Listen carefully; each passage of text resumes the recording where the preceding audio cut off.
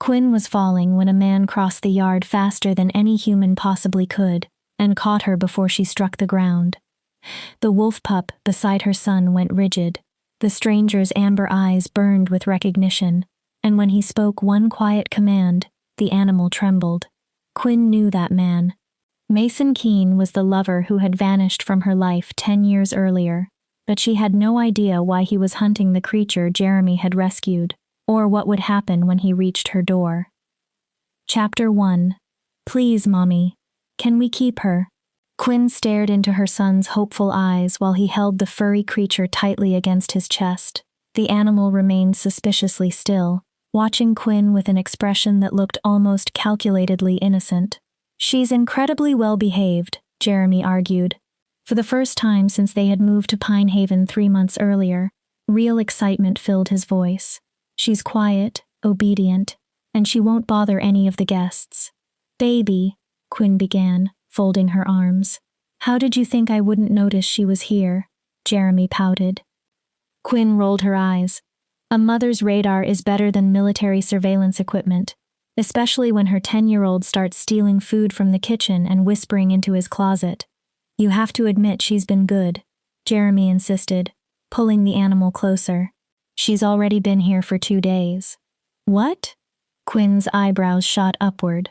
I mean 2 hours. Jeremy cleared his throat and pushed his crooked glasses higher on his nose.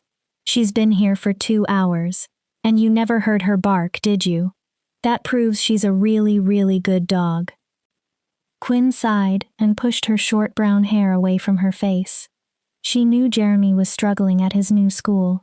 He never complained because complaining was not in his nature, but she noticed the silent afternoons and the careful way he avoided talking about friends. Jeremy hardly ever asked her for anything. Quinn had nothing against dogs. She had always wanted one herself. There was only one problem.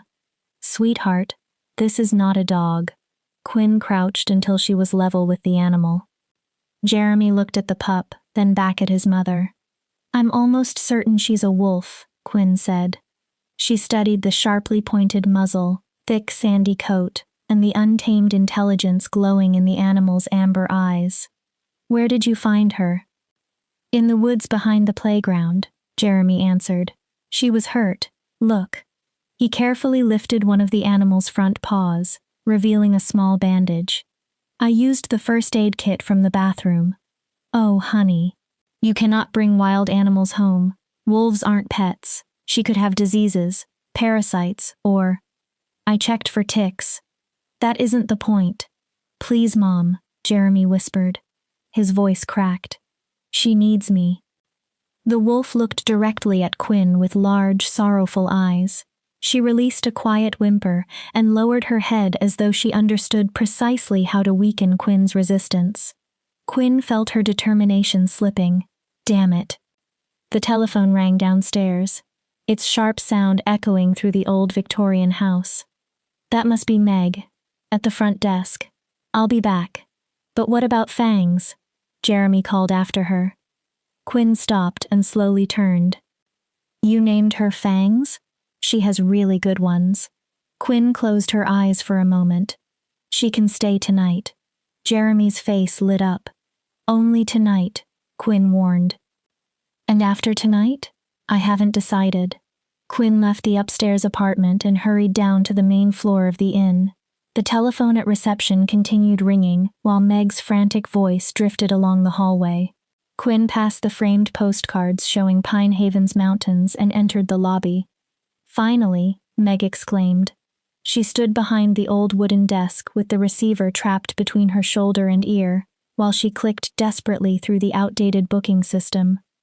We have a double reservation for room 3 this weekend. The computer says the Andersons arrive Friday, but Mrs. Miller is on the phone, claiming the room is hers.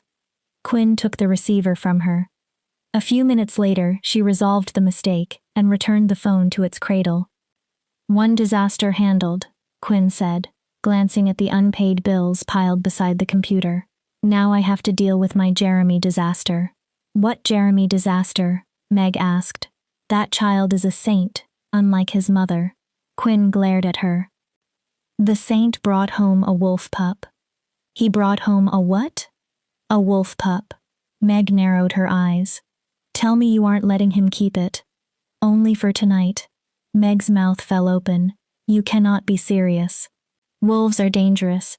They don't belong with children, and they certainly don't belong in an inn filled with guests. I know. Quinn rubbed her temple. But Jeremy has had such a difficult time since we moved here. You should have seen his face. It was his first real smile in months. Buy him a Nintendo like a normal parent. With what money? Quinn asked. At least the wolf was free. Meg groaned. You're going to let him keep it. I haven't decided anything. You already sound defensive. I'm simply saying that she's extremely cute. Quinn looked around the reception area. She had restored the vintage check-in desk herself. A hand-painted sign welcomed visitors to Pine Haven Inn, and the antique key rack had belonged to her great-aunt. For 3 months, Quinn had worked herself to exhaustion, turning the old family property into a functioning business. She was still barely keeping it alive. Now her son wanted to add a wolf to the operation. Chapter 2. Jeremy sat cross-legged on his bedroom floor and arranged several strips of beef jerky beside his new companion. It's going to be okay, he whispered. Mom said you can stay for now. Once she gets to know you, she'll let you stay forever. Fangs tilted her head and watched him closely. You're a good listener. Jeremy smiled. It felt nice to speak to someone who did not interrupt him, tell him to talk louder, or laugh at his glasses. Without warning, Fangs released a high, almost human yelp. She raced across the room and disappeared into Jeremy's closet. Fangs? Jeremy climbed to his feet. Rustling and thumping came from behind the closed door. His heart began to pound. Was she injured? Had she gone inside because she needed to use the bathroom? Jeremy drew a deep breath and cautiously approached. Hello? His voice came out embarrassingly high. He gathered his courage and pulled the door open. A girl sat inside, wrapped in Jeremy's favorite blue sweater, and holding it around herself like a dress. She had definitely not been there before. Jeremy screamed. The girl screamed back. What are you doing in my closet? Jeremy demanded. Where is Fangs? He pushed the door wider and searched around his boots, raincoat, and winter clothes. There was no wolf. Where did she go? The stranger looked close to his age, perhaps a little younger. Wild red hair framed her face, and freckles covered her cheeks and nose. Her hair reminded him of Fangs's sandy red fur. She left, the girl said unconvincingly. What? Where? Jeremy looked through the closet again. There was nowhere for the animal to hide. His gaze moved from the girl to the empty closet and back again. Fine, she blurted, throwing up her hands. You win. I'm Fangs. Jeremy blinked. You're what? I'm the wolf, and I was always a girl, by the way. I change forms, not genders. She said it as though that were the most important part of the situation. You change forms? Jeremy's mouth remained open. It's honestly concerning that you couldn't tell the difference between a male and female wolf, the girl said, pulling the sweater tighter around herself. Don't they teach you anything at human school? Human school. Whatever you call it. She shrugged. I can prove I'm Fangs. Yesterday, you fed me beef jerky and saltine crackers. You said your mom would be angry if she knew you were taking food from the kitchen. Then you read me 3 chapters of the book about children who discover a magical wardrobe. She pointed toward Jeremy's copy of The Lion, the Witch, and the Wardrobe. Jeremy stared at her. Who are you? My real name is Eva. She held out her hand with the seriousness of an adult. Eva Keene. Jeremy shook it automatically while his mind struggled to catch up. How is this possible? I'm a shifter. Eva climbed onto the edge of his bed as if the room belonged to her. I'm part human and part wolf. I can take either form. Why didn't you tell me earlier? Jeremy suddenly remembered scratching behind her ears and felt strangely embarrassed. Because wolves cannot speak, Eva replied. Obviously. Then why didn't you change back and explain? Eva's confidence weakened. I've been having trouble moving between forms. Why? What's wrong? Her head snapped upward. Nothing is wrong. It's extremely common for shifters my age. She lifted her chin. I didn't mean. Jeremy stopped. He was more interested in understanding what stood before him. So you're a person and a wolf at the same time? Yes. Eva watched him carefully, as though preparing herself for fear or disgust.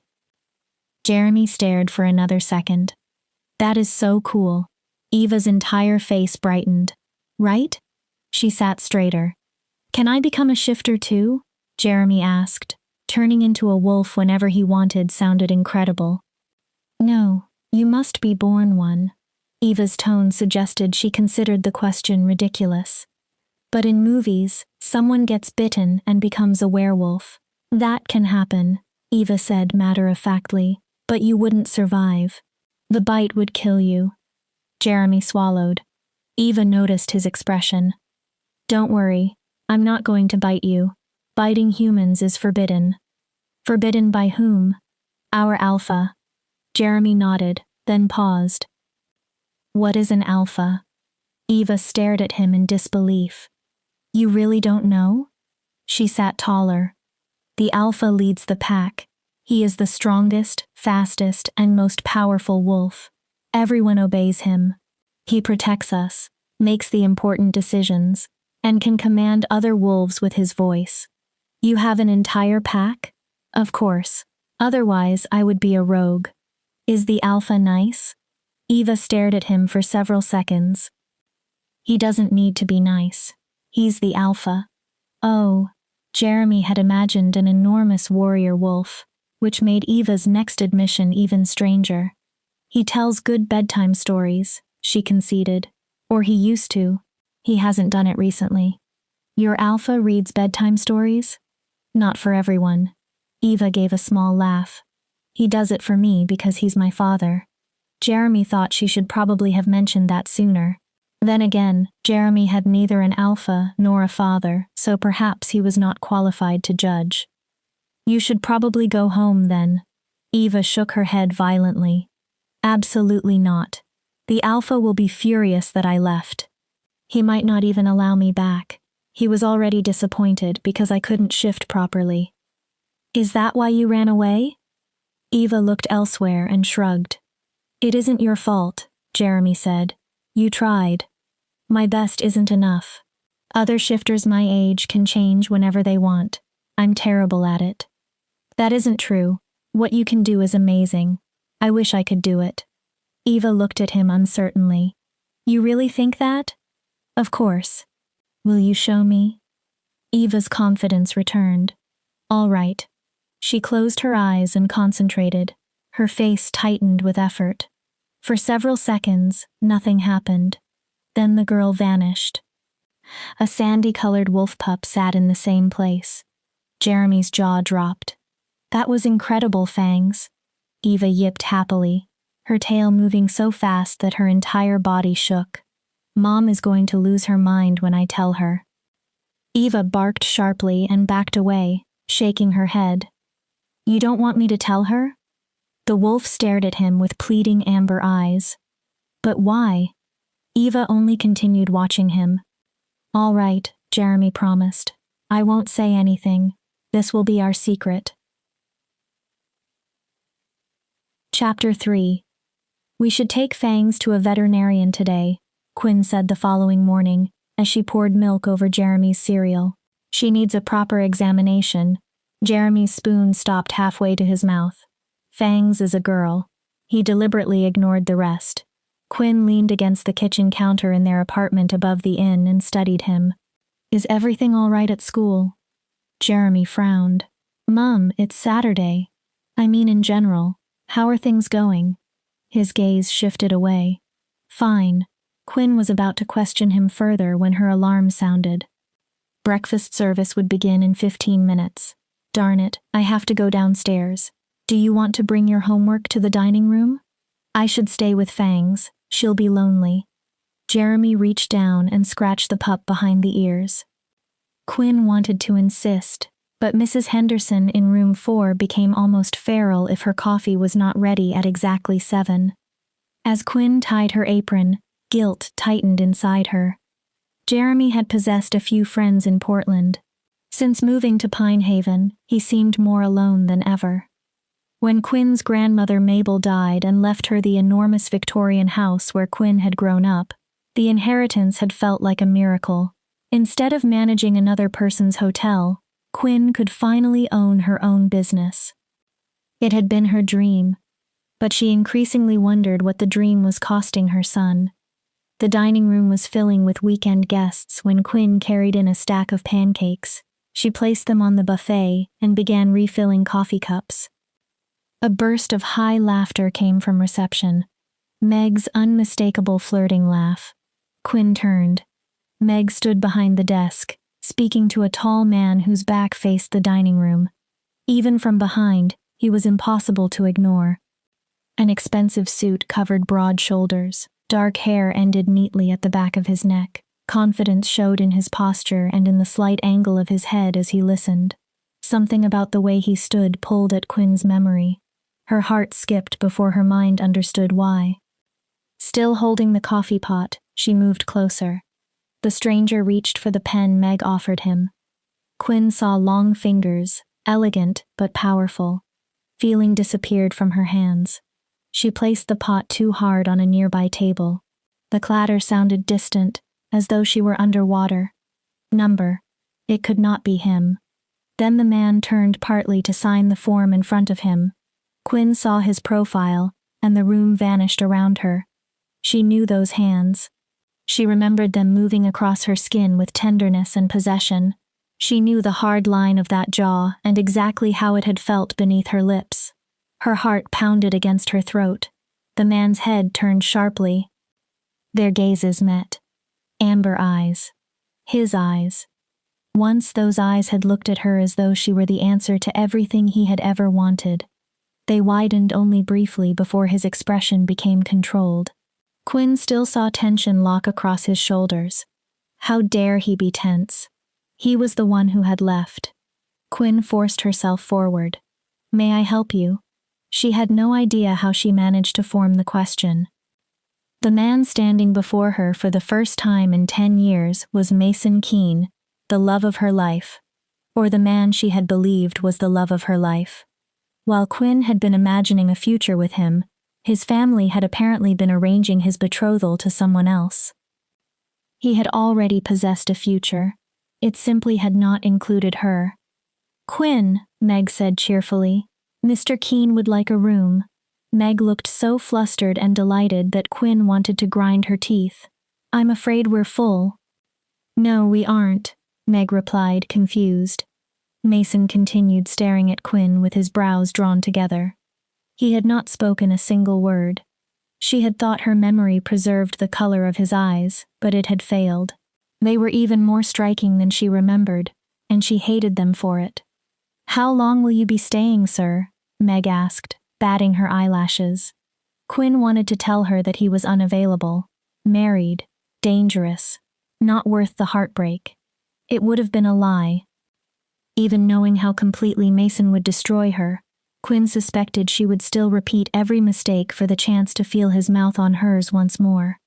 Sir? Meg prompted. Indefinitely, Mason said. He never looked away from Quinn. Meg made an excited sound. Quinn could no longer endure it. Mason had abandoned her when almost nothing remained of her heart. Desperate to forget him, she had fallen into the arms of the first attractive man willing to have her. She had become pregnant, and that man had abandoned her too. I can show you the property, Meg offered, twisting her hair around one finger.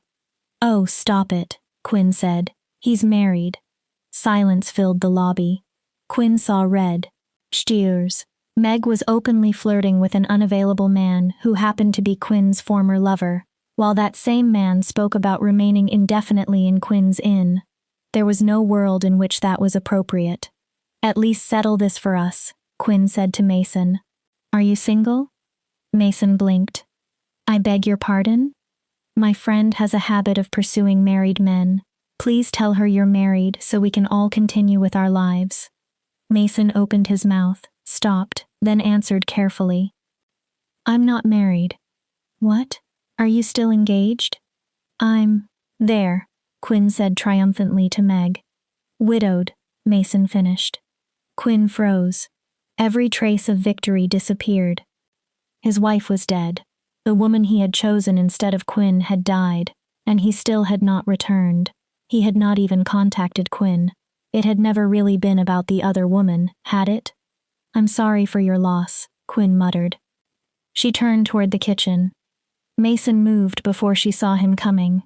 He had always possessed that frightening speed. One moment he could appear warm, polite, and harmless. The next, he became something far more dangerous. His fingers closed around Quinn's arms, turning her back toward him. Wait, Quinn. For the first time since entering the inn, emotion broke through his control. Quinn did not know what had caused it.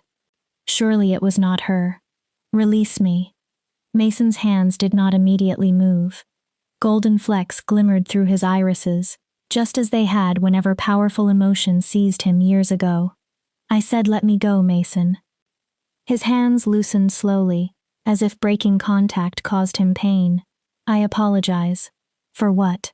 Quinn waited. Mason looked startled and nearly as wounded as she felt, but he still offered no answer. Quinn gave him a bitter smile. That's what I thought. Then she walked away. Chapter 4. I'm losing my mind in this room, Eva complained as she paced across Jeremy's bedroom. My wolf is about to tear through the walls. Jeremy glanced up from his comic book. We could visit the park, maybe the mall too. Mom gave me $5. He pulled his backpack from beneath the bed. I can bring clothes for you. Eva's face brightened. Really? It's Saturday. We can stay outside all day. Jeremy packed jeans and a smaller t-shirt. Eva hurried to the window and stared eagerly at the sunny morning. Then she stopped moving. What's wrong? Jeremy joined her. Eva pointed toward a tall man crossing the grounds behind the inn. He wore dark jeans and an expensive sweater. Probably another guest, Jeremy said. He isn't a guest. Eva's voice had become a whisper. He's my alpha. Jeremy leaned closer to the glass. You mean your father? Eva nodded and moved away from the window. He tracked me here. If he looks up, he might sense us watching him. Jeremy quickly ducked out of sight. His pulse hammered. Can he really break through doors and walls? If he decides to. Jeremy cautiously looked again. Eva's father searched the property with terrifying concentration. Jeremy's own father had left before Jeremy was born. He had never cared enough to send even one birthday card. Eva's father had crossed miles to find her. Maybe you should go to him, Jeremy suggested. He must be worried.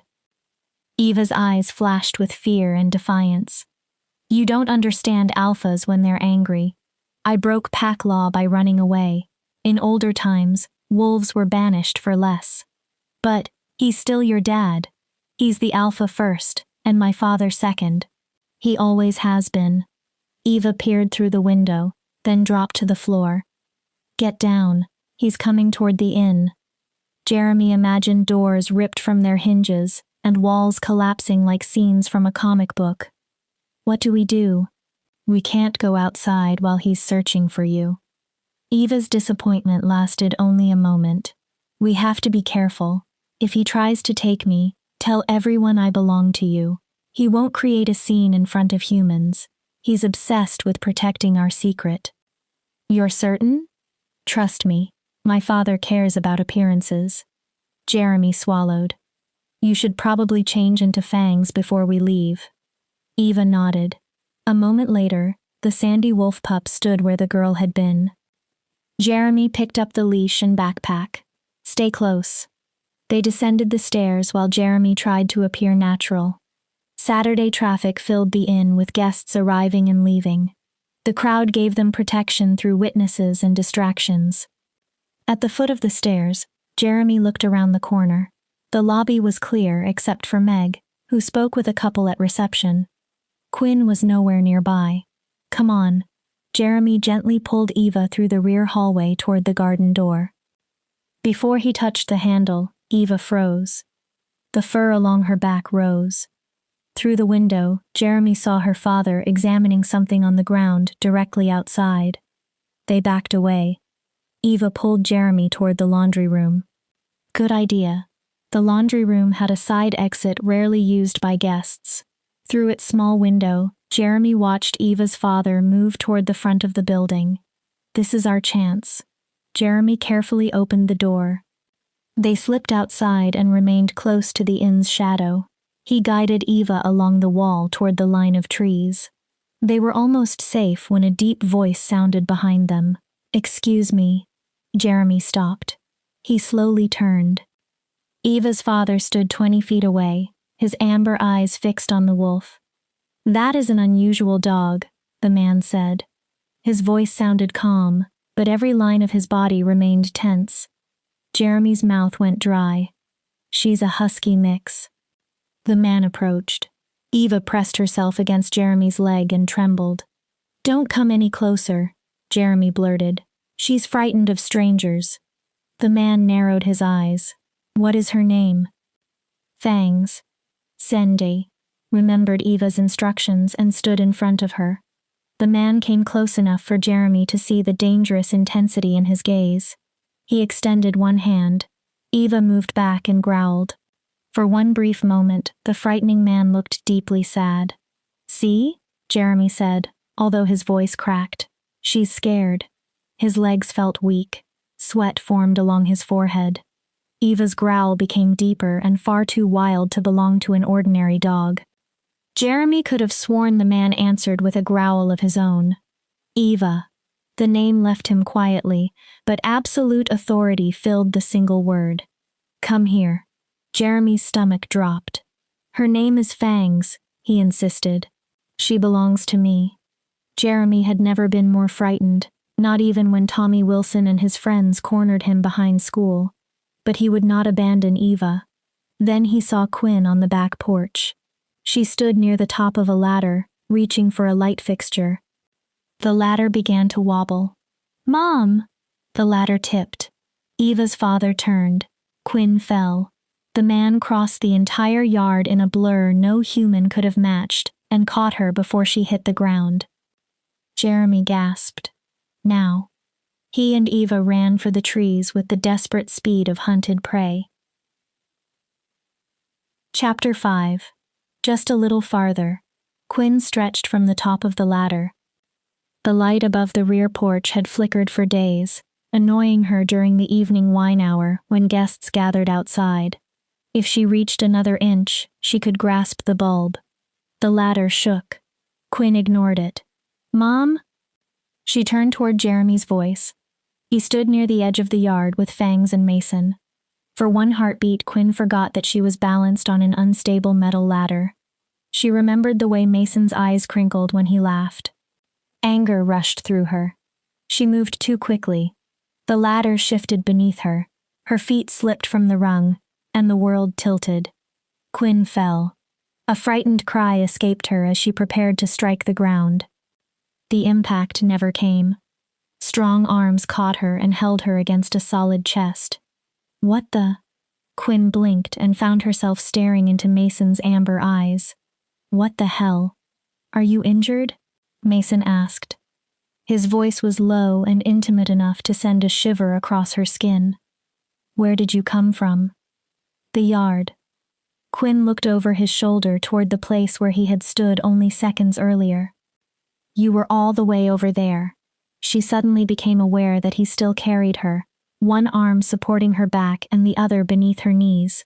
The last time he had held her like this, they had been on the coast.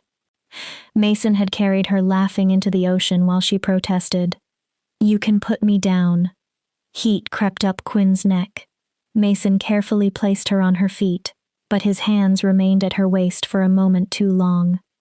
Are you hurt? Only my pride. Quinn forced her heartbeat to slow. Where did Jeremy go? He ran into the woods with his dog after you fell. Quinn scoffed. So much for checking whether his mother survived. Then she remembered the fear on Jeremy's face, and her protective instincts surged. Why were you speaking to my son? Your son? An emotion passed across Mason's face. Most people would not have noticed it. Quinn did. Relax. He isn't yours. Mason visibly relaxed, which only made Quinn angrier. Since he isn't your child, what did you want from him? I apologize if I overstepped. I asked about his pet. Mason chose every word carefully. He is a courageous boy. Quinn raised an eyebrow. People often describe Jeremy as cautious or mature for his age. No one had ever called him courageous. He defended the animal fiercely. Mason continued. That required bravery. He did? You should be proud. He refused to give ground. Warm pride filled Quinn. Then his words registered. Why would Jeremy need to refuse to give ground? Mason looked briefly uncomfortable. I believed his dog was my daughter. Quinn stared at him. Excuse me? I meant that I thought it was my daughter's dog. Mason dragged a hand through his hair. Quinn absorbed another revelation. Mason had a daughter, and according to what he had said downstairs, the girl's mother was dead. Empathy briefly overcame Quinn's anger. Well, she isn't your daughter's dog, Quinn said. She isn't a dog at all. She's a wolf. You don't say. Mason did not appear surprised. Of course he had noticed. He was probably judging Quinn for allowing Jeremy to keep a wolf, just as Meg had. The concern was reasonable, but it remained none of Mason's business.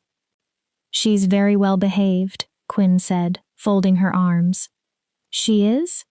Mason looked startled. He quickly cleared his throat. I mean, is she? Quinn narrowed her eyes.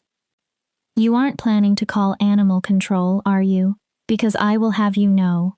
No. Mason lifted both hands. I truly mistook her for my daughter's pet, nothing more. Pain flickered in his eyes before he hid it. Where is your daughter? Quinn asked. Did you leave her alone with the cult? Mason flinched. My family is not a cult. From the outside it certainly looked like one. You all lived together on that enormous property. You homeschooled the children, avoided outsiders, and only entered town in groups. Your family controlled whom people spoke to and whom they married. Her voice caught on the final word. You do not understand what you're talking about. Of course I do. Your father chose the woman you were supposed to marry, and you obeyed him. Mason's expression closed. I am sorry. For which part? Quinn demanded. For arriving at my inn after 10 years and acting as though nothing happened, or for everything else? For all of it, Mason said quietly. Quinn looked away. Is your daughter still being prepared for whatever future your father designed for her? My father is dead. I lead the family now. Quinn stared. The elder Mr. Keene had seemed eternal, and his control had once appeared absolute. Mason had spoken of him with equal measures of fear and respect. He's gone? Things changed after what happened to my brother. What happened to Elliot? Mason's older brother had been the golden son and unquestioned heir. Mason looked away. He is gone too. The pain in his voice was genuine. Whatever had happened continued to haunt him. And to answer your first question, Mason said, my daughter is not with my family. She ran away. What? Concern replaced Quinn's suspicion. Is that why you came here? Are you searching for her? Mason nodded. She is not in immediate danger, but... His gaze moved toward the woods where Jeremy had vanished. She does not want to come home. Quinn heard the anguish beneath his controlled voice. I'm sorry. That must be terrible. I believe I failed her as a father. We all make mistakes. Quinn leaned against the railing. Jeremy has been struggling since we moved. He has no friends and hardly speaks. Sometimes I wonder whether bringing him here was the right decision. You acted according to what you believed was best. Did I? Or did I choose what I wanted and convince myself it was for him? Quinn sighed. You called Jeremy brave. I usually worry that he is too anxious and careful. His father disappeared before he was born, and I sometimes wonder whether that is why His father left? Mason's voice turned sharp. We were 19. It's an ordinary story. Boy gets his girlfriend pregnant. Boy disappears. He abandoned his child. Something dangerous entered Mason's eyes. He abandoned you. He wasn't the first man to do that, was he? Mason reacted as though she had struck him. That was different. Was it? At least Jeremy's father admitted he wanted no responsibility. I never lied about wanting you, Mason said. Surely you know that. He stepped closer. Golden fragments burned in his eyes. Quinn. Stop. She raised one hand. Whatever you intend to say, don't. For a moment, Quinn expected him to ignore her and force out another explanation. The younger Mason might have done so. This older version, burdened by losses she did not understand, simply nodded and stepped away. I should return to work, Quinn said. The light still needs to be replaced. Allow me. Mason moved toward the ladder before she could object. He climbed with effortless precision and changed the bulb within seconds. When he handed Quinn the old one, their fingers brushed. Thank you. She stepped back. Mason's eyes remained on hers. Quinn, She turned away. The past belonged in the past. She had an inn to save, a son to raise, and no room in her life for wounds that had never truly healed. Chapter 6. Jeremy watched wonder spread across Eva's face as they explored the town park. After escaping her father, they had spent the entire day outside. Eva wore Jeremy's spare clothes in human form, and her red hair was hidden beneath his baseball cap. She stared at everything, from the ice cream truck to the bright playground equipment. We have nothing like this in pack territory. You've never used a swing? No. Dad says playing with human children is dangerous. Jeremy took her hand. Come on. After teaching Eva how to swing, Jeremy led her to his favorite place, a small pond where children raced paper boats. I have exactly enough money left for the boat seller. He pulled his final dollar from his pocket. Eva watched in fascination as the vendor handed them 2 small boats. They placed them on the water and followed along the bank while the boats drifted toward the opposite side. This is much better than training, Eva said happily. What kind of training? Shifting, tracking, and fighting. Fighting? When I grow older, future alphas must be the strongest, fastest, and toughest. Eva watched the paper boats. All I ever do is train. I never get to. She gestured around the park. Have fun.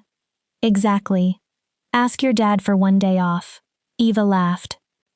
You don't tell an alpha what to do, even when he is your father.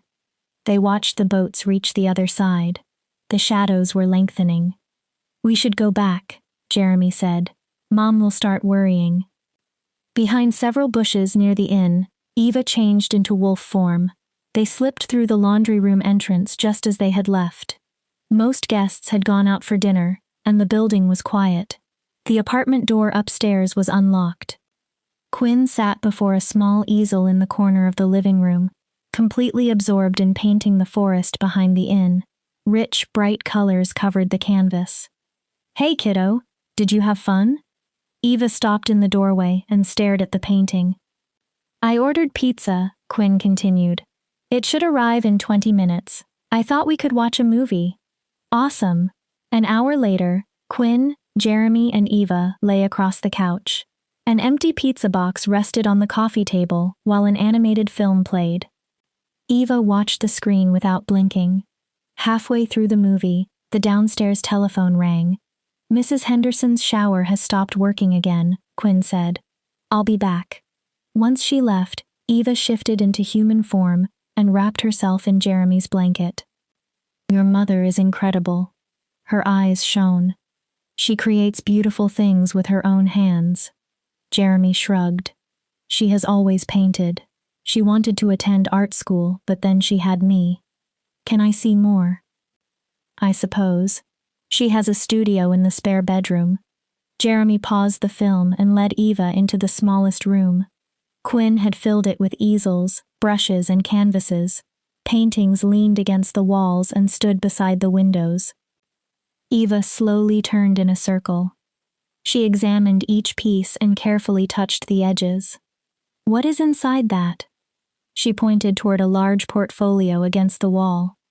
I don't know. Probably older work. Eva immediately dragged it forward. Eva, Jeremy said nervously. We're appreciating art. She opened it. The first pages contained sketches of landscapes, buildings, and Jeremy at younger ages. Then Eva gasped. She lifted a detailed pencil portrait. That looks exactly like my father. Jeremy's mouth dropped open. That is my father, Eva said. They searched through the portfolio. It held more than a dozen drawings of Mason. Some were quick studies, others were carefully finished portraits. In one, he laughed with his head thrown backward. In another, he read a book with a peaceful expression. Why would Mom have so many pictures of your dad? Because she has a huge crush on him. What? She does not. She definitely does. Jeremy examined the first drawing again. Are you certain? He looks much younger. It is him. Maybe they knew each other before. Eva suddenly gasped. Jeremy, are you thinking what I'm thinking? That this is extremely awkward? Eva shook her head sadly. My poor, simple human friend.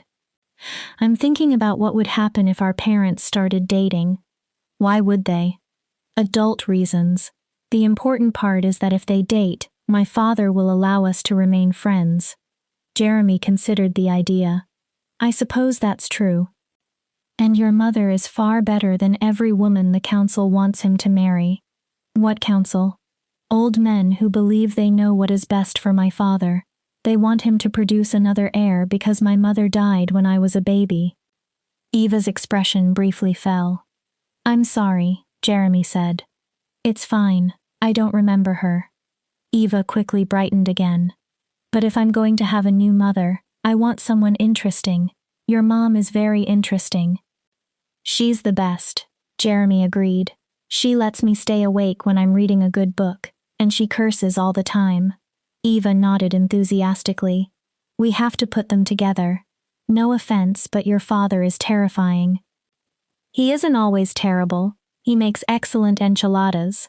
I love enchiladas. Then the plan is perfect. You receive a father, I receive a mother, and everyone receives enchiladas. Jeremy grinned. How do we make them date? Mom doesn't seem to like him. She can hold a grudge for years. She still refuses to eat at Denny's because they got her order wrong 3 years ago. We need to place them alone in romantic situations. What kind? We could trap them inside an elevator. The inn has no elevator.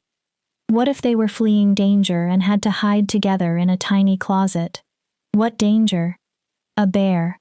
There are no bears around here. I could pretend to be one. Jeremy only stared. Fine, Eva said. What if you pretend you lost something important in the woods? Then we send my father to help your mother search. That will never... Jeremy stopped. Actually, it might. A mischievous grin spread across Eva's face. Chapter 7. Quinn moved her flashlight across the forest floor and muttered curses beneath her breath. The sun had nearly vanished, leaving long shadows between the trees. His father's compass, she grumbled while pushing aside branches. And you just happened to bring it into the woods, Jeremy. Of course you did. The small brass compass was the only possession Jeremy had from the father he had never met. The man had left behind one box before disappearing from their lives. Quinn had protected that compass for years. When Jeremy ran into the kitchen earlier, terrified and claiming he had lost it while exploring with Fangs, Quinn did not hesitate. She delayed preparing dinner for the guests and asked Meg to cover for her. Some things mattered more than the inn. Now, as she struggled through the undergrowth alone, Quinn realized she should have planned the search more carefully. All these stupid trees look identical. A branch snapped behind her. Quinn spun, raising the flashlight like a weapon. Who's there? A figure emerged between the trees. You should not be here alone, a familiar voice said. Relief and annoyance struck her together. I'm not alone anymore, am I? Mason stepped into the beam. What are you doing out here? I saw your son downstairs. He said you had entered the woods. So you followed me? His mouth moved in the beginning of a smile. I thought you might need assistance. I don't. Quinn. He spoke her name quietly. She sighed and lowered the flashlight so it would not blind him. Fine. Only because I desperately need to find Jeremy's compass. Mason immediately began scanning the ground with the same concentration he had once applied to every problem. When he chose a goal, he became methodical, focused, and nearly impossible to stop. This direction. He turned confidently to the right. Did you choose randomly? I know these woods. Quinn followed. For several minutes they walked without speaking. Quinn stumbled over roots and fallen branches, while Mason moved with infuriating grace. He had always been unnaturally certain on his feet. They reached a massive oak split by an old lightning strike. A black scar crossed the trunk. When I entered the inn, Mason said after a long silence, I nearly failed to recognize you. Quinn scoffed. You haven't changed. Same expensive clothes. Same perfect posture. Same. She stopped before admitting that the same authority still radiated from him. The same intensity still frightened and thrilled her. Same what? Mason asked. Same ability to appear where nobody wants you. His quiet laugh surprised her. I remember you once calling that one of my best qualities. A memory struck Quinn. Years earlier, she had fled an argument with her roommate and wandered through Portland in the rain until she became lost. Somehow, Mason had appeared, almost as if her distress had summoned him. That was different. The anger had faded from her voice. Mason seemed ready to answer, but his attention moved to the ground. He crouched and swept away several leaves. When he stood, the brass compass rested in his palm. I found it. Quinn accepted it, and their fingers touched. Thank you. She secured it inside her pocket. Jeremy would be relieved. Sometimes he stared at the compass as if his missing father might emerge from it, as though holding one object tightly enough could bring the man home. The sight always broke Quinn's heart. Tell me about your son, Mason said as they started toward the inn. Quinn glanced at him. What do you want to know? Anything. Does he use too much jam on toast? Is he frightened of clowns? Quinn opened her mouth to insist that she was not afraid of clowns. Mason continued. Does he sing badly and speak every thought the moment it appears? He is the opposite. Jeremy is patient and cautious. He considers every possibility before acting. Quinn gave Mason a pointed look. You always knew what you wanted, Mason said, and you never hesitated to pursue it. They walked several more steps. What about your daughter? Quinn asked. Does she smile at strangers and attract attention without noticing? Does she make people feel special before disappearing? Pain flickered across his face. Eva is fierce, independent. She questions everything I say. A small smile touched him. She studies people as if deciding whether they deserve her attention. So she is nothing like her father. Mason laughed. The warmth of the sound sent an unwanted shiver through Quinn. She is braver than I was. She follows her heart without hesitation. Quinn heard what he did not say. His daughter possessed the courage he believed he had lacked. Courage that might once have changed everything between him and Quinn. You were always talented at that, Mason said, living according to your own choices, regardless of the consequences. They continued in silence, but the tension between them had softened. Warm light from the inn spilled across the rear porch as they approached. Quinn turned toward him. Thank you for finding the compass. It belonged to Jeremy's father. It matters deeply to him. Mason stepped closer. I'm glad I helped. Moonlight caught in his amber eyes. Quinn remembered another night, another moon, and Mason holding her face while confessing that he had never felt the same way about anyone else. Quinn. Her name still sounded like a prayer in his voice. She should have entered the inn. She should have remembered every reason he was dangerous to her. Instead, her body leaned toward him. Mason lifted one hand and brushed her cheek with the lightest touch, as if he feared she might disappear. His gaze searched hers. For one suspended moment, Quinn believed he would kiss her. The part of her she had buried for 10 years wanted it with painful force. Then fear flashed across Mason's face. He dropped his hand and stepped away. "I'm sorry." His retreat struck Quinn like a slap. Heat rushed into her cheeks. Of course he would not kiss her. He had made his choice long ago. "It is not what you think," Mason said. "There are reasons. There are always reasons with you, always secrets, always something preventing you from choosing me. Quinn." "Good night, Mason." She entered the inn before he could continue, and before she did something even more foolish. How could he still control her emotions after everything? Quinn closed the door and leaned against it, holding Jeremy's compass tightly. Embarrassment burned inside her. Beneath it lived another feeling she refused to name. Longing. Chapter 8. They nearly kissed. Eva paced excitedly across Jeremy's bedroom in human form. She wore one of his shirts as a nightgown, and her red hair spread wildly around her face. I watched them through the window. Jeremy sat on his bed and turned the compass between his fingers. But they did not actually kiss. Your father moved away. Details. They wanted to kiss. Did you see your mother's expression when she entered? Jeremy had noticed. Quinn had pretended to be normal, but her eyes had carried the distant look she wore whenever something deeply upset her. The compass plan worked, Jeremy admitted. I told you it would.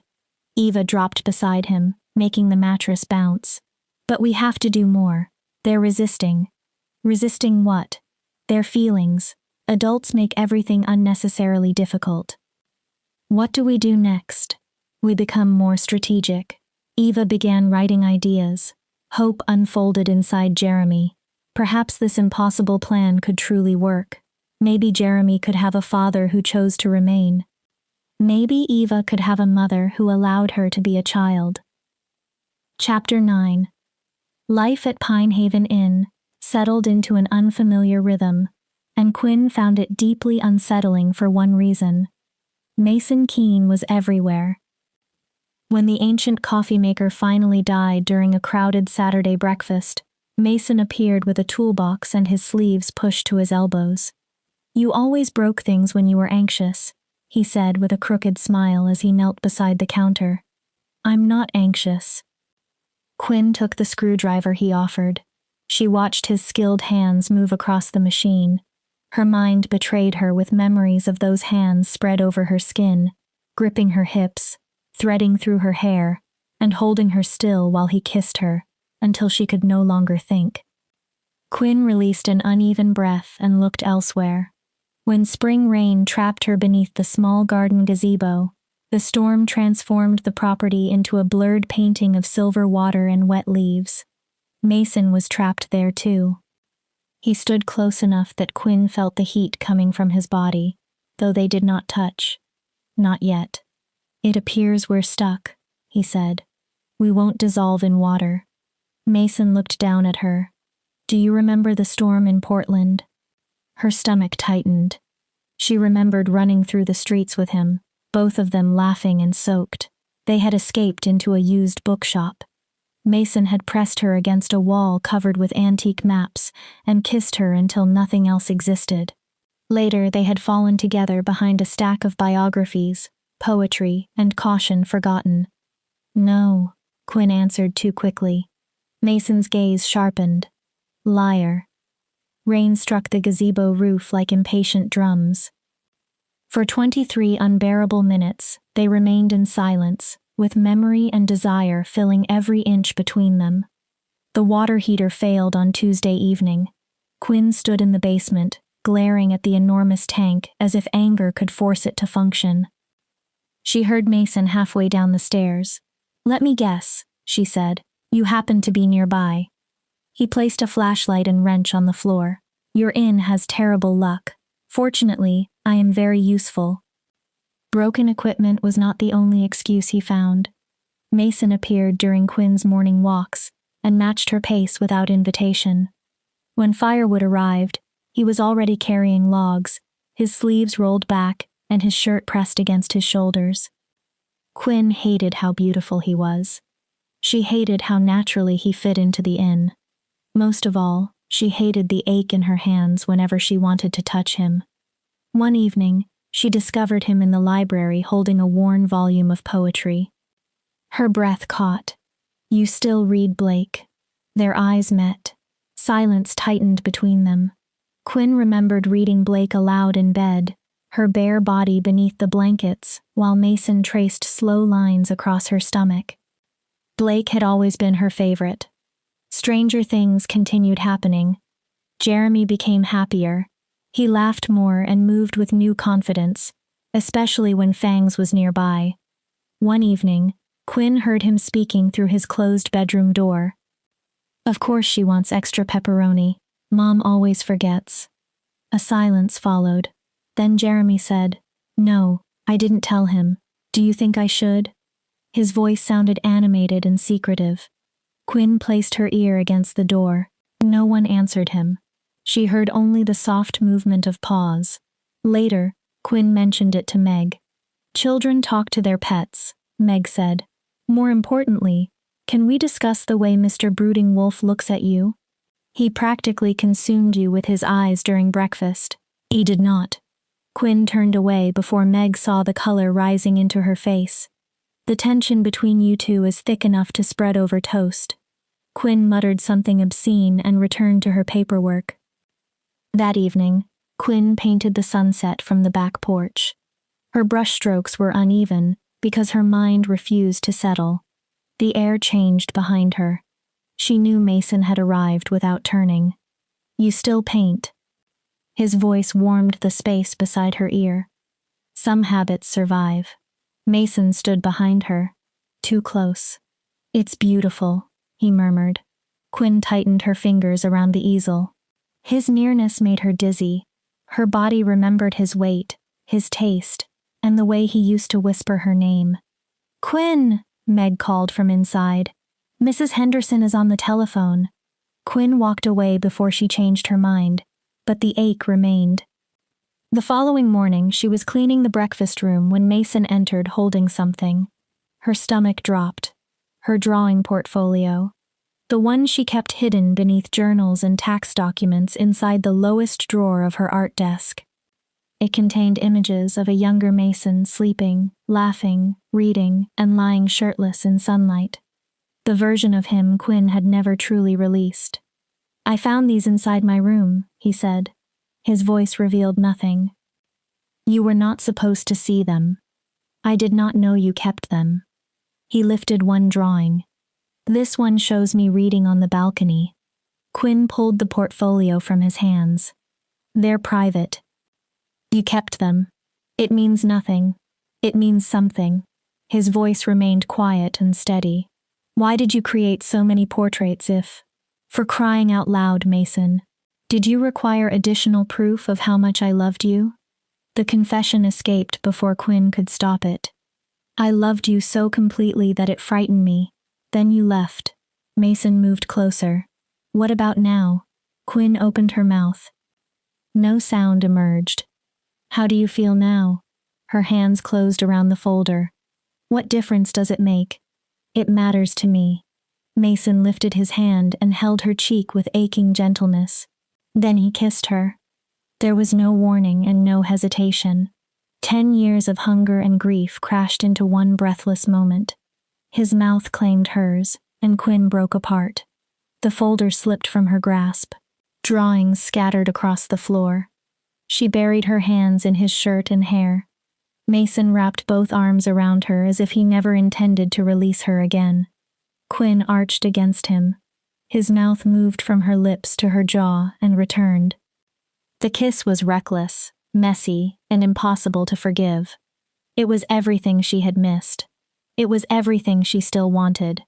And it was only the beginning. Chapter 10. They kissed. Eva bounced on Jeremy's bed in human form. They actually kissed in the breakfast room. Jeremy lowered his comic. "How do you know? Did you see them?" No, I smelled it on my father when he returned to his room. Eva tapped her nose proudly. Shifter senses. He smelled like your mother's perfume and happiness. Happiness has a scent? Everything has a scent. My father was covered in the smell of someone who had just kissed a person he truly liked. Jeremy wrinkled his nose. That's disgusting, but also excellent. Our plan worked. They slapped their palms together. Operation Parent Trap is officially successful, Eva declared. The drawings were brilliant. I still cannot believe we put them in his room. Mom will kill me if she learns I searched her private belongings. She won't kill you. She's too occupied kissing my father. They collapsed into laughter and covered their mouths with pillows. During the following days, they watched their parents fail miserably at being discreet.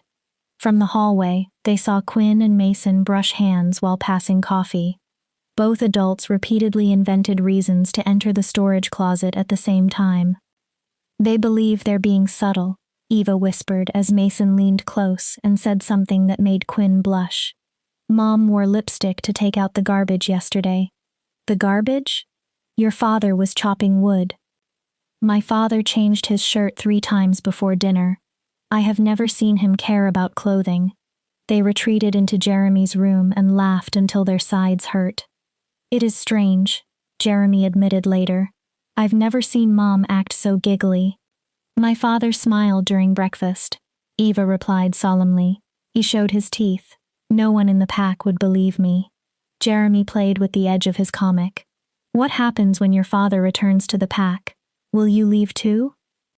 Eva's smile disappeared. I don't know. I haven't thought about it. Their celebration faded as reality entered the room. Maybe they will truly fall in love, Jeremy said. Then all of us could stay together. Eva brightened. My father might even thank me instead of punishing me for running away. Do you think so? Probably not, but perhaps he'll shorten the punishment. Besides, I found him a mate. That is extremely important for an alpha. And I found someone who makes my mother happy, Jeremy said. Someone who might not leave. Eva nodded, then tilted her head. Jeremy, your glasses. He touched the frame. Clear tape held the right side together. What about them? They're broken again. That is the 2nd time this week. It's nothing. Someone bumped me during physical education. Eva narrowed her eyes. You're lying. I can smell it. That's unfair. You cannot use shifter abilities to detect my lies. I can, when you're hiding something important. Her expression softened. What happened? Jeremy placed his comic aside. Some boys at school, it isn't a big deal. They broke your glasses deliberately? Quiet.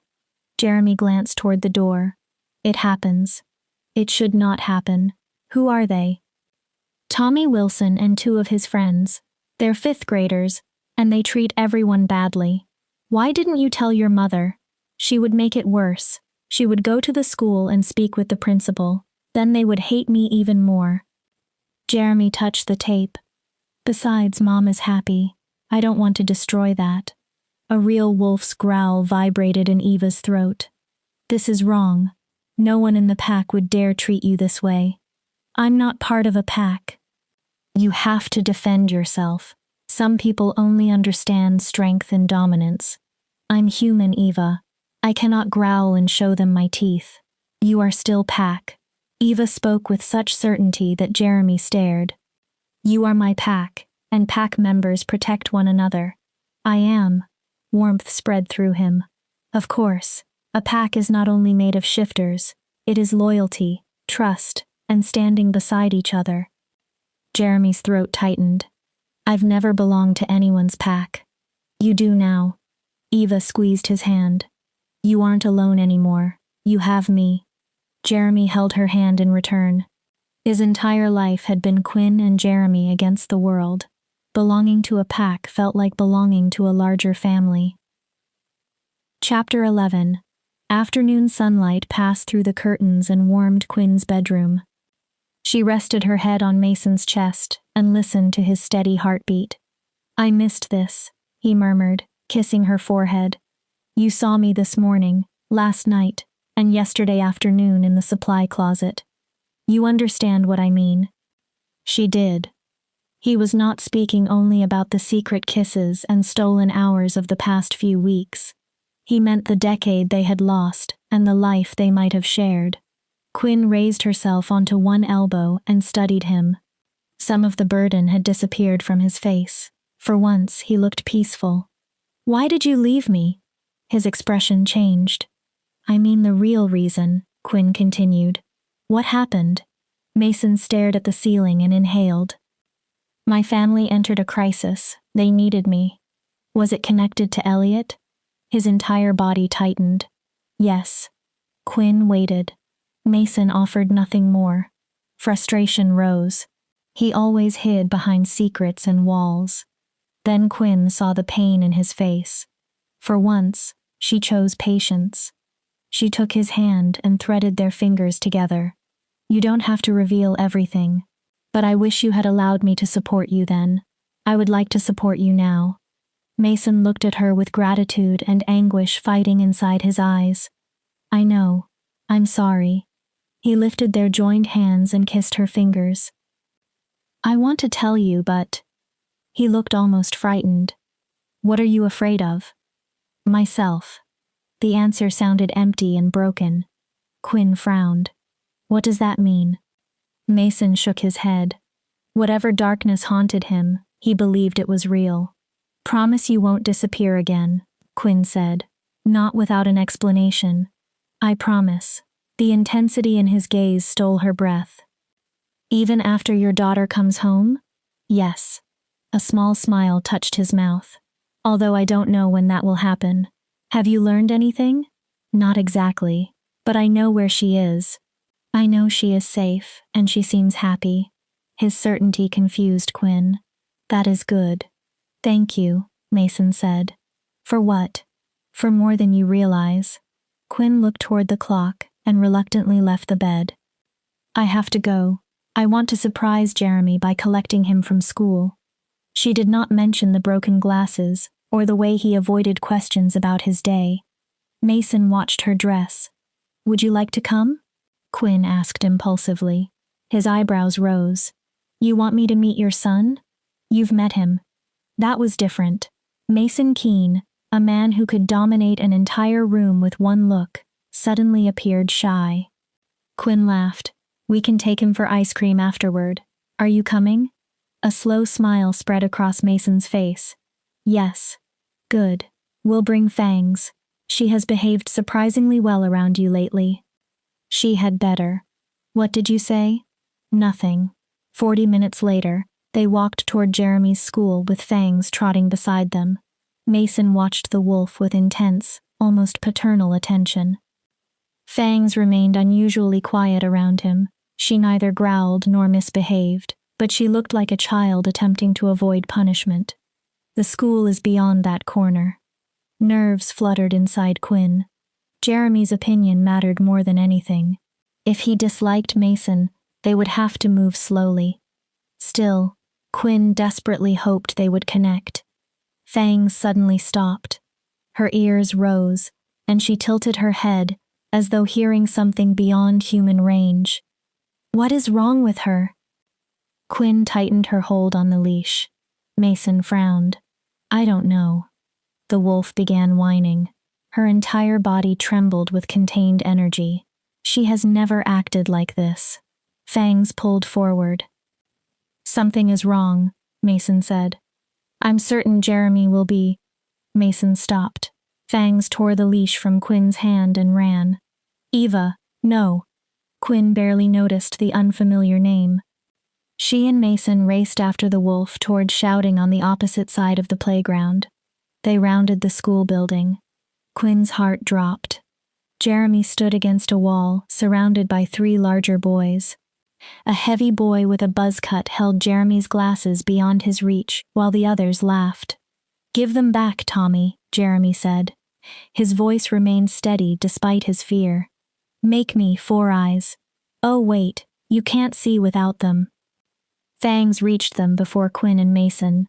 The wolf launched herself at Tommy with a violent growl. The boy screamed as she knocked him to the ground. Fangs stood over him with exposed teeth and raised fur. "Fangs, stop!" Jeremy cried. The wolf ignored him. Mason rushed forward. "Eva." Power rolled through his voice, raising the hair along Quinn's arms. "Stop. Now." The wolf immediately backed away, her head lowered in submission. Mason seized her by the scruff. Every trace of color had left his face. His jaw was tight and his hands shook. "How could you do this?" His words were quiet but edged with steel. "I taught you better. This child is human. Do you understand what might have happened if I had not arrived?" The wolf whimpered beneath his gaze. The exchange looked disturbingly human, as though Mason were disciplining his daughter rather than speaking to an animal. "Mason?" He did not seem to hear Quinn. He lifted Fangs into his arms.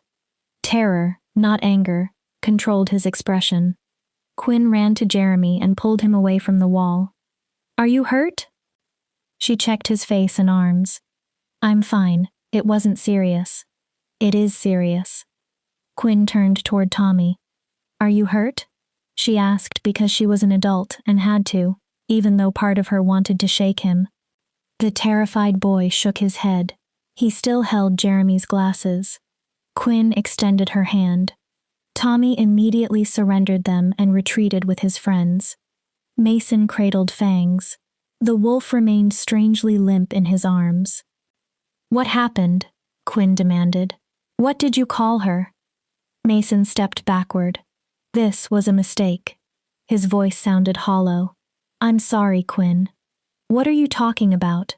He turned. "Where are you going?" Mason carried Fangs to a black vehicle Quinn had never seen, placed her in the passenger seat, and entered the driver's side. "Mason." The engine started. He drove away without looking back. Quinn remained in the schoolyard, holding Jeremy's broken glasses while her heart shattered for the second time. "Mom?" Jeremy sounded frightened. "What just happened?" Quinn pulled him against her. "I don't know, baby." She watched the vehicle disappear. But something is terribly wrong. Chapter 12. 24 hours had passed since Mason pulled Eva away from Jeremy and Quinn. For an entire day, pack members had whispered. They watched Eva from the corners of their eyes, while her father said almost nothing. A tear crossed Eva's cheek. Then another followed. This was why she had escaped. At the inn, no one judged her for being an imperfect shifter. Quinn and Jeremy did not care about protocol, politics, or flawless control. They only wanted her to be happy. A soft knock sounded. "Eva?" Her father's voice lacked its usual command.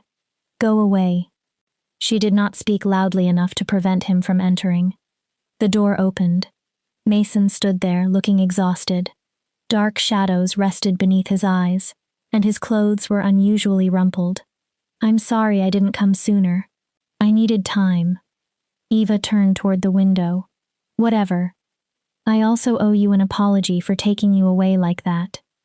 He approached but remained standing, uncertain whether she would allow him closer. "When I saw you attack that boy, I believed I had no choice. I wasn't going to hurt him. You cannot know that." Mason's voice sharpened. "You were not in control. I was completely in control." His face darkened. "Then you intentionally attacked a human? Do you understand what you're admitting? Have you forgotten the punishment?" He deserved to be frightened. He was hurting Jeremy. He broke his glasses and laughed at him. Mason closed his mouth. Eva saw conflict in his eyes. His instinct to protect Jeremy fought against his responsibility to enforce pack law. "You agree with me," she said, her voice breaking. "You know I had to defend him." Mason breathed slowly until his control returned. "I understand why you acted, but using our strength against humans is unfair. They have no defense. You could injure them, and you could expose our pack and our entire kind." Eva looked down. "He was not completely wrong. I only wanted to frighten him. I would never have actually hurt him. Even so, I cannot permit you to see Jeremy again." Eva stared. "What? He's my best friend." Then you will do what protects him. Humans are fragile. What about Quinn? Eva watched her father closely. You care about her. I saw you kissing. Mason grimaced. You saw that. Of course. He sat on the edge of her bed. I'm happy you made a friend, Eva. And seeing Quinn again was... He searched for a word and failed. We cannot remain with them. It is wrong. That is such... language. That is such crap. We were happy at the inn. Why can't we visit them? I know they miss us. Or at least they miss me. The attempt at humor failed. Mason's gaze became distant. There is something you must understand. Eva sat beside him. What? I was not born to become alpha. Elliot was the eldest son. He was trained from childhood to lead. Eva nodded. Your uncle was everything an alpha was supposed to be, Mason continued. Strong. Disciplined. Controlled. I worshipped him and followed him everywhere. His voice tightened. In our early 20s, Elliot became close to a human woman named Claire. He hid the friendship from our father because it was forbidden. Eva moved closer. One night, Elliot and I were running through the forest when we heard screaming. We found Claire surrounded by drunken men. They had forced her down and were trying to... His jaw clenched. They intended to hurt her. Horror filled Eva's eyes. Elliot lost control. He shifted completely in front of them and attacked their leader. He tore open the man's throat with one bite. Eva covered her mouth. By the time I dragged Elliot away, the human was dead. The others escaped after seeing what we were. Oh my God. We returned and confessed everything to our father. The council gathered immediately. And then, Mason's eyes carried years of pain. Elliot could no longer become alpha. He stopped. Was he banished? Mason slowly shook his head. Where is Uncle Elliot? He is gone. Dad, where is he? Mason released a heavy breath. He was executed. Eva stared at him in horror. He took a human life. Pack law allows only one punishment. That isn't fair. Tears ran down her face. My father died of grief not long afterward, Mason continued. Then the pack became mine. I wasn't prepared or chosen. There was simply no one else. Eva threw her arms around him. Mason trembled as he embraced her. I'm sorry, she cried. I never wanted you to carry this history. I wanted to protect you from it. Is that why you are so strict? Mason gently held her face.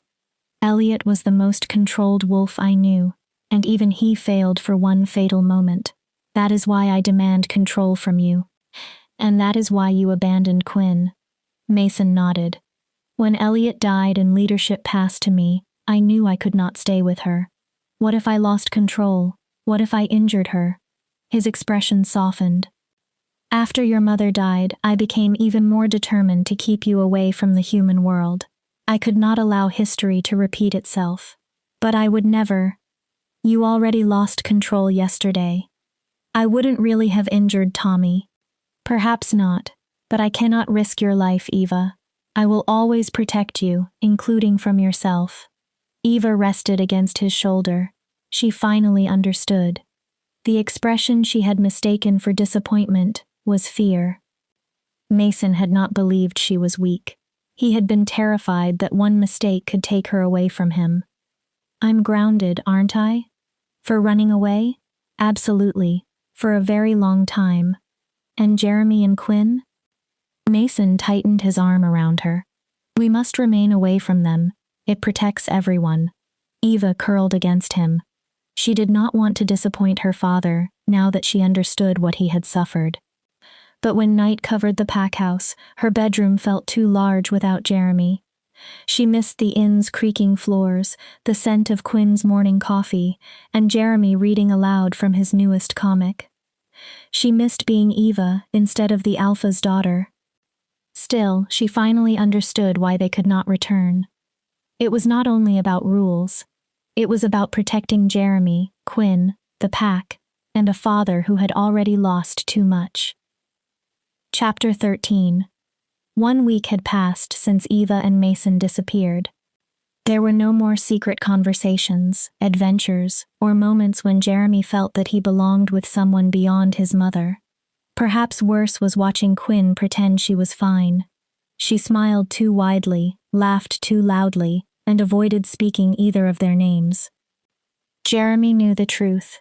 At night, he heard his mother crying when she believed he was asleep. After midnight, Jeremy followed a faint sound to Quinn's studio. The door stood partly open, and light crossed the hallway floor. Quinn sat on the floor holding a photograph Jeremy had never seen. "Mom?" She jumped and wiped her eyes. "Hey, kiddo, why are you awake?" "I couldn't sleep." Jeremy sat beside her. "Is that Mason?" Quinn studied the picture. For a moment, Jeremy expected her to deny it. Instead, she handed it to him. "That was many years ago, before you were born." Jeremy examined the image. Quinn had longer hair and a wider smile. She carried a lightness he had never seen. Mason looked younger and less burdened. "You loved him." It was not a question. Quinn gathered several sketches into a pile. "When he returned, I was furious. Then I started forgiving him. I began believing we could try again." She shook her head. "I only wish I understood why he continues running." Jeremy stared at his hands. He knew the reason. Mason was a shifter, but Jeremy had promised Eva to protect the secret. "I'm sorry, Mom." Quinn pulled him into her arms. "I've been so lost in my problems that I haven't asked how you feel without fangs. Maybe we can find another dog." "No." The word escaped too sharply. "I don't want another dog." Quinn kissed his hair. "It's late. We should both sleep." Jeremy returned to bed but remained awake. His room felt enormous without Eva. Quinn's room probably felt the same without Mason. If only Jeremy could connect their two worlds. If only he could solve the danger keeping them apart. If only. Eventually, he needed the bathroom. Jeremy entered the dark hallway and quietly crossed the wooden floor. He turned the bathroom handle and pushed open the door. A strange sensation moved across his skin, like walking through static. Bright daylight blinded him. When his vision cleared, he was no longer standing outside the bathroom. He was inside a narrow aisle between shelves that rose almost to the ceiling. Sunlight entered through tall windows and touched a worn wooden floor. "Hello?" His voice sounded small in the enormous space. No one answered. Jeremy assumed he was dreaming, but the dust beneath his fingertips felt too real. A soft creak came from farther inside, what appeared to be a bookshop. He followed a warm light. A young woman sat on a desk reading a magazine. Strawberry blonde hair had been twisted into a messy knot, and several piercings covered one ear. "Excuse me?" She screamed and threw the magazine. "Sorry." Jeremy raised both hands. "I didn't mean to frighten you." The woman clutched her chest. "How did you get inside?" "I opened my bathroom door." Her annoyance changed into interest. "Well, life finds a way." Jeremy stared blankly.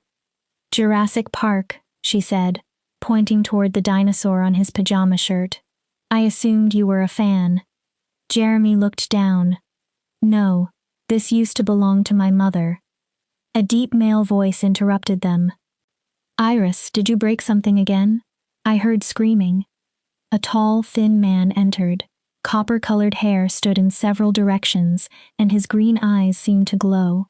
"Who is this?" "A client," Iris said. "One who is apparently not a Jurassic Park fan." "What is Jurassic Park?" the man asked. Iris looked horrified. "He's a child, so I forgive him. You have no excuse." "I'm 10, Jeremy said. Neither listened. "What is your name?" the man asked. "Jeremy Davis." "I'm Adrian, that is Iris. Now that introductions are finished, you may leave." "Leave through which door? I don't know how I arrived." Adrian looked toward Iris. "He's wearing pajamas," she said. Clearly, he didn't use the entrance. Adrian rubbed his eyes. "You have entered a magical shop," Iris explained. "Adrian performs magic." "Magic?" Curiosity overcame Jeremy's fear. What kind? Wishes, Adrian answered. You grant wishes? The shop provides a place for meetings. I grant the wishes. Any wish? Almost. People arrive when they desire something impossible to obtain by ordinary means. So I wished myself here? Not exactly. You wished for a solution to an impossible problem. Adrian's green gaze held Jeremy's. And now you are standing before me. Jeremy thought about Eva, Mason, and his mother. Can you truly grant anything? There are limits and consequences. He means there is a price, Iris interrupted. A terrible one. He takes whatever matters most to you. Iris, Adrian said. A small amount of tact would help. People enter desperate. Adrian gives them what they ask for, and they lose what they value most. It usually isn't what they expected. If I wished for money, you would take something important? Yes, and rarely a physical possession. It might be your ability to love, Iris added, or your memories of a dead grandmother, something tragic. So think carefully, then do not make a wish. Go home. Jeremy considered the price. I want Eva and her father to return. I want my mother to be happy. A family issue, Adrian said. You understood that from one sentence? Iris asked. Impressive. Mason left because he is afraid, Jeremy explained. Then they require couples counseling, Iris suggested. He is a werewolf. My mother is human. He believes being together would be dangerous. Adrian and Iris exchanged a look. He is not entirely wrong, Adrian said. Humans rarely survive well among shifters. But they love each other, and Eva is my best friend. That is touching, but pack life could easily kill you. Jeremy remembered Eva's warning that a bite would be fatal. Then an idea struck him. Could I wish for my mother and me to become shifters? The room became completely still. Adrian's expression remained controlled, but his attention sharpened. You could, although you should not, remember the price. Couldn't your mother find another kind, unmarried father? Iris asked. There are other people in the world. No. She has loved Mason forever. It is true love. Jeremy looked directly at Iris. Would you abandon your true love? Iris cleared her throat. And there is only one Eva. Determination strengthened Jeremy's voice. Adrian crouched until they were eye to eye. Then I will reveal the price before you decide. Iris inhaled sharply. Adrian, it's all right. He turned back to Jeremy. What matters most to you, Jeremy Davis, is the possibility that you may someday meet your father. The statement filled the shop. Jeremy thought of the faceless man whose absence had shaped his life. But he left before I was born. You have still carried the hope that he might eventually wish to know you. If you make this bargain, that possibility will disappear forever. Loss tightened inside Jeremy. He had not expected the idea of never meeting his father to hurt. Then he imagined Eva's grin and Quinn's warmth. He remembered the happiness all four of them had shared before Mason left. I want the wish. Jeremy raised his head. I don't need a father who never wanted me. I want Mom to be happy. I want a real family that loves us in return. Adrian nodded. I can make it possible for a shifter's bite to transform you and your mother safely, but only if each of you chooses it. The bite will no longer kill you. Jeremy smiled.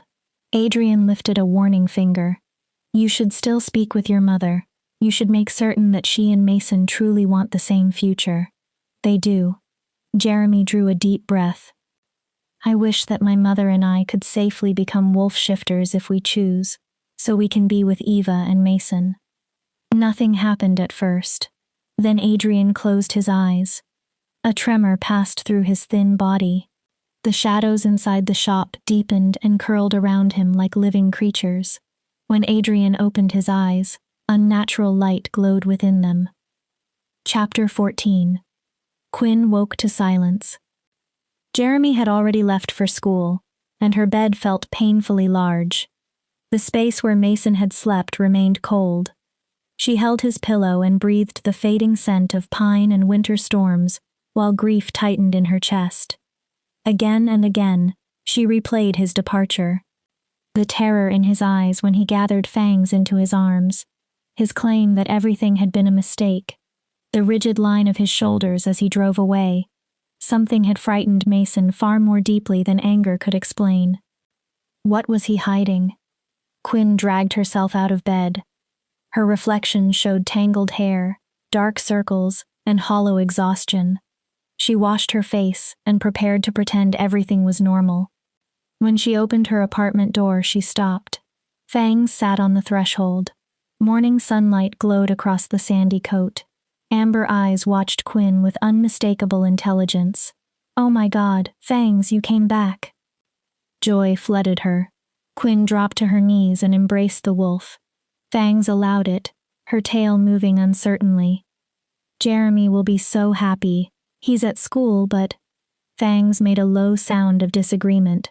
She pulled away and walked into the apartment. "Wait, Jeremy isn't here." The wolf did not search for him. She went directly into Jeremy's room. Quinn heard the closet open and clothing rustle. "What are you doing?"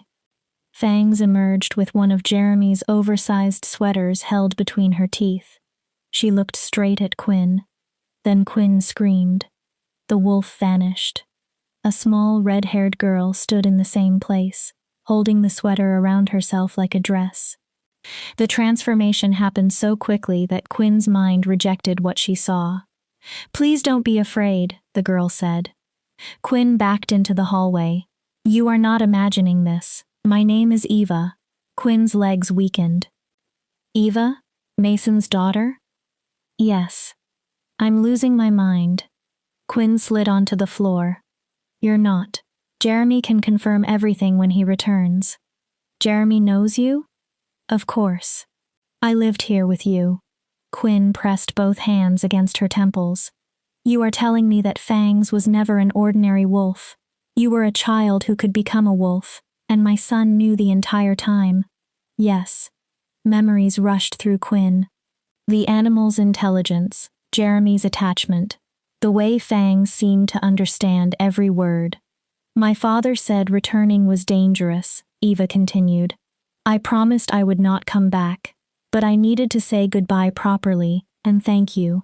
"Thank me?" "For letting me stay, for treating me kindly, for allowing me to feel as though I might have a real mother." Her voice shook. "I would have loved having you as my mom. Your paintings are beautiful. In another life, perhaps you could have taught me." Tears filled Eva's eyes. Quinn's shock yielded to instinct. She pulled the child close. Eva clung to her and sobbed. "It's all right," Quinn whispered, stroking the red hair. "Everything will be all right." When Eva finally quieted, Quinn asked, "Does Mason know what you are?" "Yes, he can change too." The world shifted again. "Mason is a shifter?" "Like me. Please do not tell him I revealed it. He will be furious." "I only wanted you to understand why we had to leave." Quinn struggled to breathe. Mason, the man she had loved and trusted with her body, could transform into a wolf. He had hidden an entire world from her. Why is being together dangerous? Eva's face became solemn. "A shifter's bite kills a human. That is what happened to my Uncle Elliot." Quinn froze at the name. He bit a human while trying to defend a friend.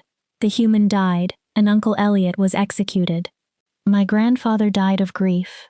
Then my father became Alpha and had to leave you." The truth fell into place. Mason had not calmly chosen his family over Quinn. He had lost his brother, inherited leadership, and become terrified of repeating the same tragedy. "He did not want to leave," Eva said. "He loves you. He has been miserable without you." Quinn tried to understand werewolves, executions, and a secret society existing beside the human world. Yet one truth mattered most. She finally understood the fear in Mason's eyes. The betrayal Quinn had carried for 10 years transformed into empathy and grief for everything they had both lost. Eva began crying again. Quinn held her. "I want to say goodbye to your father as well. I'll take you home." You promise not to tell him I explained everything? I promise. A knock sounded as they stood. Quinn opened the door. Mason stood outside, his amber eyes widening. Jeremy was beside him, looking nervous but determined. No one moved. Quinn and Mason stared at each other, while Jeremy and Eva exchanged delighted smiles. I have your child, Mason said roughly. And I have yours. They continued staring. Both began speaking together. I should not have left as I did, Mason said. Quinn stopped. I believe I understand why. His face tightened. I don't think you do. She does, Eva announced. I told her. You did what? Mason looked between them. Quinn took his hand. Is it true? He searched her face and understood the question. His shoulders lowered. Yes. It is true. The fear, distance, and sudden departures finally made sense. I wanted to tell you so many times, Mason said. His voice broke. I intended to leave my pack and family for you. Then, Elliot died, Quinn finished. Yes. Mason tightened his hold on her hand. Revealing our existence to a human is dangerous. Revealing it and then abandoning you was unthinkable. But mostly I did not trust myself around you. I still don't, especially now that you have a child. Because one mistake could kill us. Tears crossed Quinn's cheeks. No matter how deeply she loved Mason, she could not endanger Jeremy. Well, Jeremy said, stepping forward with unfamiliar confidence. I solved that. Quinn and Mason looked at him. You did what? You solved it? Eva shouted, immediately delighted. Jeremy nodded. I met a magician called Adrian. He grants wishes, but takes something important in return. I wished that Mom and I could safely become werewolves if we wanted. Eva began bouncing. You are a genius. Mason stared in horror. You made a conditional, life-altering bargain with an unknown magician without speaking to us? Yes, Jeremy shrugged. But now we can become a family. Mom loves you. I did it for her. Quinn's thoughts spun.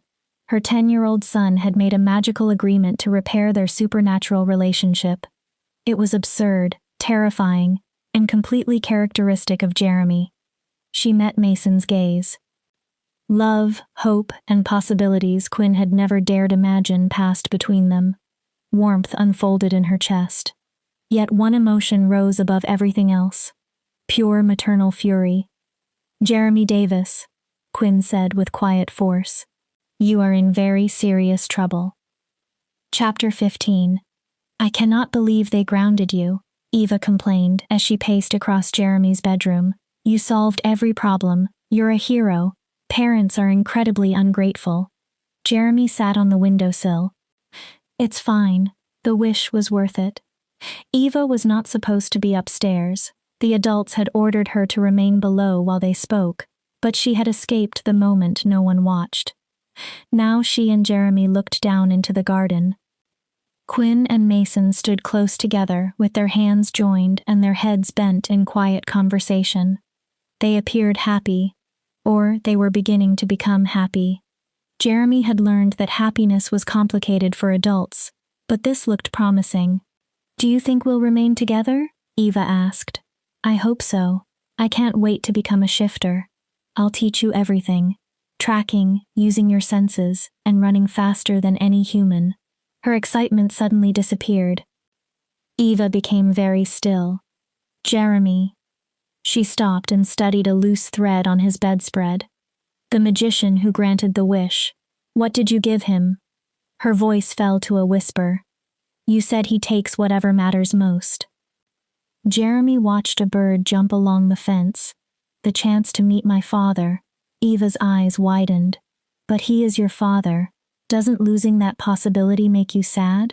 A little, but he left before I was born. I don't think he is truly my parent. Jeremy looked into the garden. My mother is my parent. Mason laughed at something Quinn said. I still hope that someday I understand what having a dad feels like. Eva remained silent. Then she threw her arms around Jeremy. Thank you. Jeremy hugged her just as tightly. When they looked through the window again, Quinn and Mason were kissing. The children made the same disgusted sound, then burst into laughter. "We actually succeeded," Eva whispered. Jeremy smiled. They did too. Epilogue. 1 year later, the garden behind Pinehaven Inn was almost unrecognizable. Small lights wrapped every branch. White roses bloomed despite the October cold. Rows of chairs faced the arch where Quinn had just promised forever to the man she had never stopped loving. While the pack celebrated its alpha's wedding with music and dancing, Quinn stood alone with Mason in their bedroom. This time, her nerves came from an entirely different reason.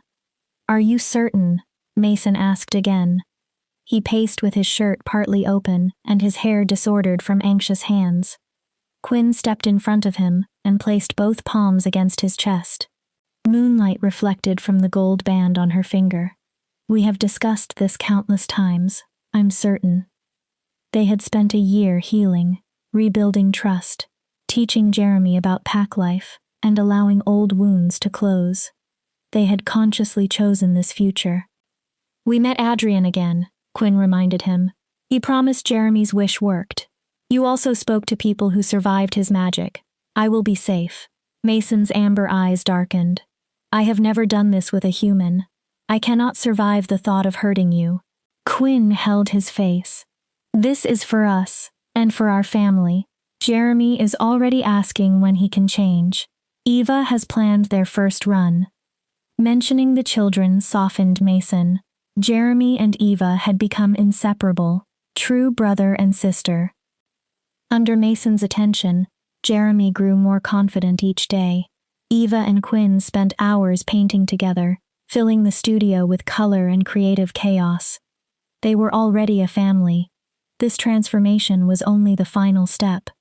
"I love you," Quinn whispered. "Trust that." Mason closed his eyes. When they opened, the wolf shone behind them. "I love you too, more than I believed I could love anyone."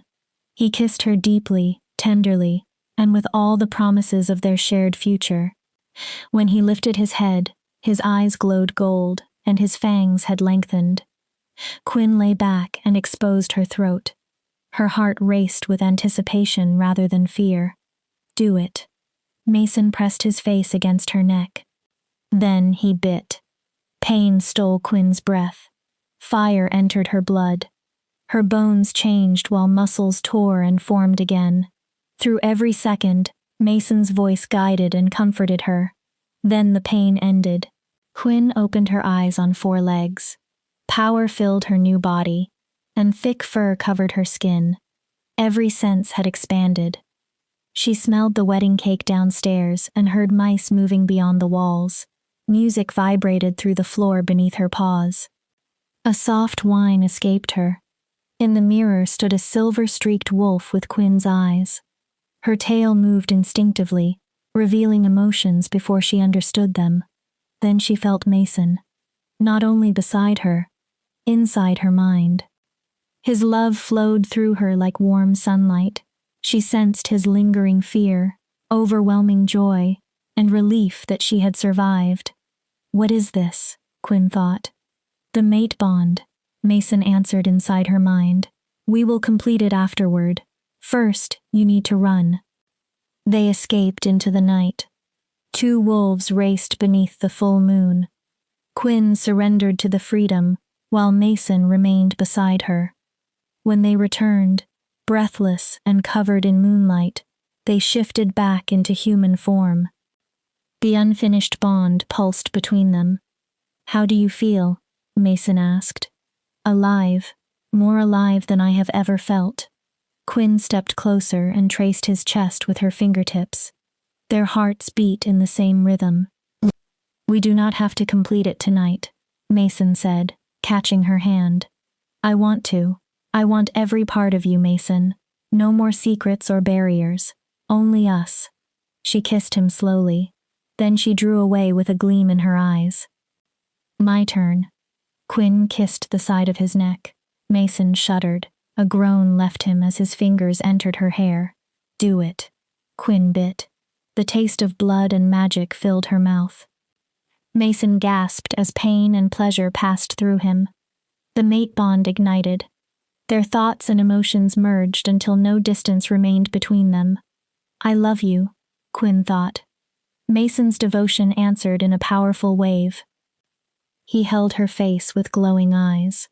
Forever. He sealed the declaration with another kiss. Forever, Quinn answered. Downstairs, Jeremy and Eva laughed while the pack continued celebrating. Her children, her family, her pack, her future. Quinn Davis, Luna of the Pine Haven pack, smiled against her mate's shoulder. At last, they had found their way home.